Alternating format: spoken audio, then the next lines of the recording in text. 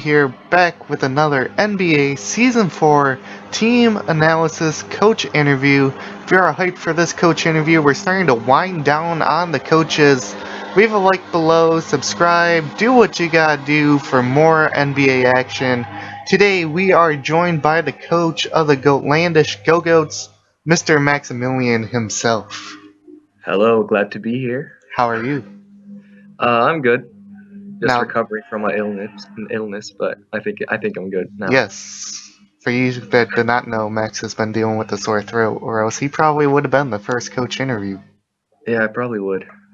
Now, this is your first season in the NBA, correct? Yeah, it's my first season in the NBA.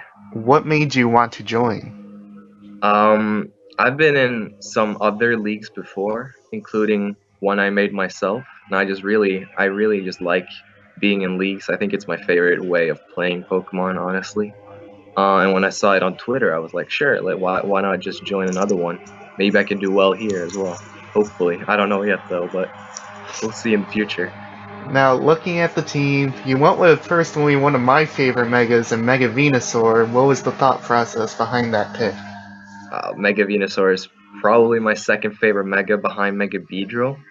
But Mega Venusaur is obviously the better pick, to be honest, because it's so fat and it can take anything. It only has two weaknesses, and I can definitely just cover them up with other team members that I drafted later on, which I tried doing. So Now, personally, you have the best top six picks in the league this year. Were those all the mons you wanted, or were those actually backups? some of them were actually backups. I definitely wanted Zapdos more than Thundurus because Zapdos can be a bulky Pokemon and can defog. But I guess Thundurus is a good Pokemon too because it gives me an immunity to Volt Switch and stuff like that. So I just drafted Crobat as my defogger instead of Zapdos, and I think Crobat is pretty good too. Yeah, the good But thing with Thundurus is I think it has the wider move pool too than Zapdos. yeah, and it also gets Nasty Plot, which is good to have. I want to sweep. It's not a bad thing. You also had probably one of the best water types in League format in Milotic. Yeah, I love Milotic. I've always wanted to get it in a draft format, but I always get sniped when I want it. So I finally got it now, which is good. Just having Marvel Scale and competitive in a league is just so valuable because you can know ahead of time if you're going to face an Intimidator or a status user, so you can just make the Milotic to whichever set you want. Yeah, I think it's a very good check for Landorus T, especially with the competitive boost. Oh yeah. Now looking at the RU and NU picks, is there one underrated mon that you think is going to put in the work for you this season? I think that's an easy pick for me. I think since I drafted Tyranitar, I think Stoutland will put in a massive work with that Sandrush Choice Band set. I think that will come in handy a lot. Um, I just really like using Stoutland. It also has Intimidate, so I think, and Scrappy, so three really good abilities for my team, I think. Now, So you just yeah. played your week 1 match. We can kind of see the stats getting updated in real time actually on the side. What Yeah. proved to be the difference in that match for you? Um, I don't know. I think Tyranitar's pursuit really helped me. Tyranitar in this match was very good.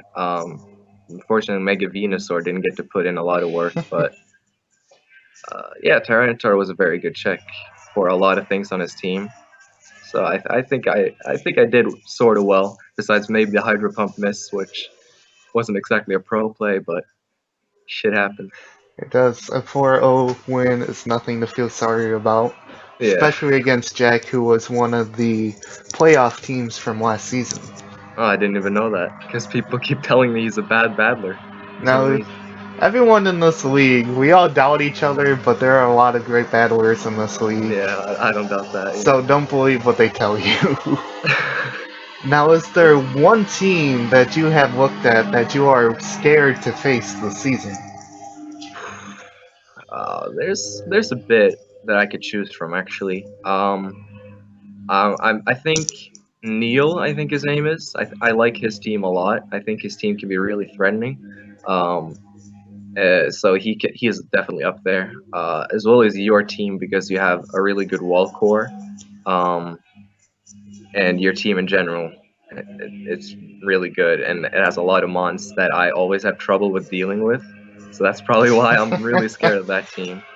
Um, and my friend Noah, who's in this league, he always wins against me in leagues, unfortunately. So There's always that one person. Everybody has that one person that you yeah, just cannot beat no matter what you do. yeah, I know. I'm trying to break that record this time, though. I'm gonna beat Noah. Now, looking back at your team, with your eighth pick, you picked Aromatisse, which I never seen in a league before. I don't know if a lot of people have. Just kind of explain what Aromatisse can bring to the squad.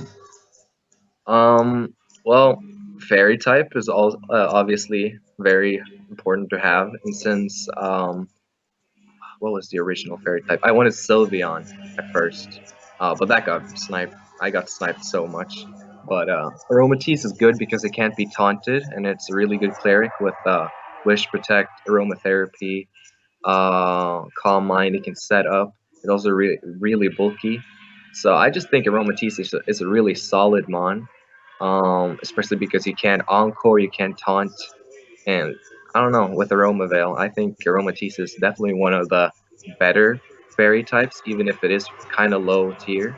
And that's why people look down on it. But I think it's just as good as maybe even Florges, if you can work with it well. I'm very curious to see what Sliggoo is going to do for you, because I've never seen this drafted in a league either.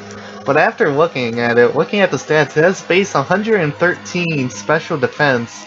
So if you pop a Eviolite on that thing, it's almost a Gudra.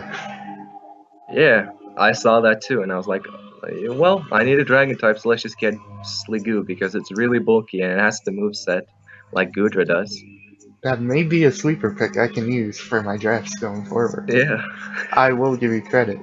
Now, last I'll try question and use for it. you. Why should the viewers root for the Gogoats this NBA season? I don't know. I think I'm a decent guy, hopefully, and I actually kind of like my team. I think it's a very likable team, not incredibly annoying, not incredibly offensive. I think it's a pretty good mix of both. So hopefully people do actually like my team.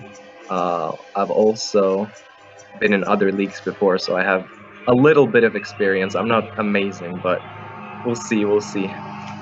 Well, we thank you for your time and wish you the best of luck in NBA Season 4. So thank you. There you have it, guys. This has been another NBA Season 4 team preview, coach interview with the coach of the Go-Goats. This is Bandit Caterpie and Max signing off, reminding you that Caterpie can one-hit KO a Hoopa Unbound.